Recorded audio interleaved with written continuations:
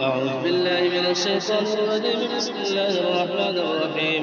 يا أيها الذين آمنوا توبوا إلى الله توبة نصوحا عسى ربكم أن يكفر عنكم سيئاتكم ويدخلكم جنات تجري من تحتها الأنهار يوم لا يخزي الله النبي والذين آمنوا معه نورهم يسعى بين أيديهم وبأيمانهم يقولون ربنا أتمم لنا نورنا واغفر لنا إنك على كل شيء قدير. يا أيها النبي جاهد الكفار والمنافقين واغلظ عليهم ومأواهم جهنم وبئس المصير.